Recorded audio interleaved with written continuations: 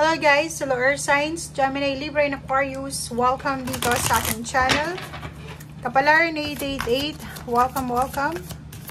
Alamin natin kung anong messages, vibration, gabay energy para to sa lahat ng Earth Signs, Gemini, Libra, and Aquarius. So, alamin natin guys, daily tarot reading, Earth Signs, Gemini, Libra, and Aquarius. Number 18, number 44, number 9, and 8. Okay. Bright heart light, gathering of blessings. Ang nakikita natin dito guys is posibleng may mga air signs dito na inihahanda mo yung sarili nyo or welcome kayo sa kung ano man na pwedeng dumating sa inyo.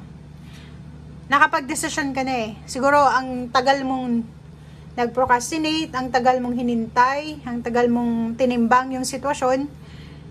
And today, nakapag-desisyon ka na. Kailangan mong buksan ang iyong puso, ang iyong isip, ang iyong sarili, sa lahat ng koneksyon, sa lahat ng mga blessings, sa lahat ng pagpapala, or sa lahat na posibleng dumating sa buhay mo. Okay, so handang-handa ka na. And number 44, may iba sa inyo dito na nag-harvest kayo ng blessings na itinanim nyo for several years or for several months. Or parang sinasabi sa inyo ng barahan na lahat ng gagawin mo simula sa araw na ito is para makuha kung ano yung deserve mo na blessings. Diba? Parang normally ang hindi makaka-resonate dito, yung Libra. Kasi yung Libra, hindi sila yung klase ng tao na once na tumulong sila sa ibang tao, nag-expect sila ng return. But eto, lahat ng tutulungan niya, lahat ng effort, energy, sacrifices na exert niya, hindi siya papayag na walang kapalit. Eto siya, igagather niya lahat ng blessings, ng biyaya, iipunin niya. Yun yung nakikita natin. Sinasabi ng barahan na decidido siya, decided na siya na ipunin lahat ng biyaya na matatanggap niya. Wow, 36, 6, 9. Okay. Naghihintay ka ba ng messages? Naghihintay ka ba ng anong tawag dyan? Sudden wealth, contract, or kung ano man siya na biyaya from far places, messages pa siya, confirmation, parating na siya. Okay?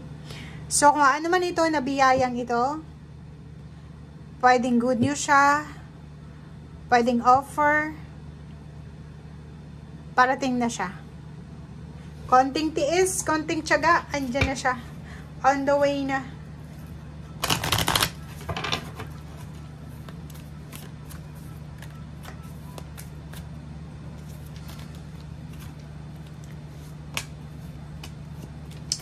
Okay, so it's a yes card. Diba?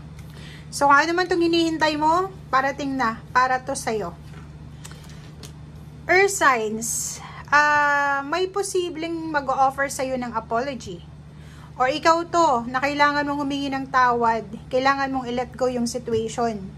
Kailangan mong humingi ng tulong, kailangan mong humingi ng tawad, or ikaw to na makakatanggap ng peace offering. Okay, so kailangan mong i-let go, kailangan magsimula ulit, kailangan mong tanggapin, open connection eh.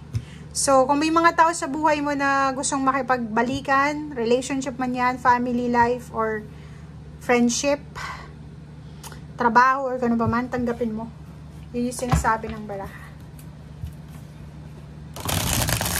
Or pwede ikaw to, na nangangailangan ka ng humingi ng tawad, and hindi mo yun magawa-gawa kasi dala ng pride. So, let go of your pride daw, yes. Sabi na eh. May naghihintay sa'yo, or ikaw tong naghihintay. Alin ba dyan? Paki-comment sa comment section. May naghihintay ng offer ng peace, may naghihintay ng offer of love, offer ng help, or kung sino man siya, comment down below. Okay. Yung iba naman naghihintay ng balita, chismis, or kung ano pa man.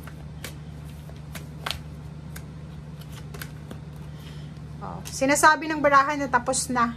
Wala, hindi ka na maghihintay kasi parating na to. Parating na yung hinihintay mo. Okay, so kung ano man to na hinihintay mo na nakakapagod ng maghintay, sinasabi ng baraha, huwag kang mag-alala kasi may mga tulong na paparating sa'yo. May mga tao na posibleng magiging, parang sila yung magiging daan para maayos itong emotional health mo, financial health, travel, blessings, or kano man siya. Okay? Okay. Sabi ng baraha sa'yo dito, kailangan mo magdahan-dahan sa araw na ito sa pagdidesisyon para hindi ka magsisi sa bandang huli. Relationship daw, mag-iingat ka dahil posible kang masaktan kung hindi ka mag-iisip. Okay?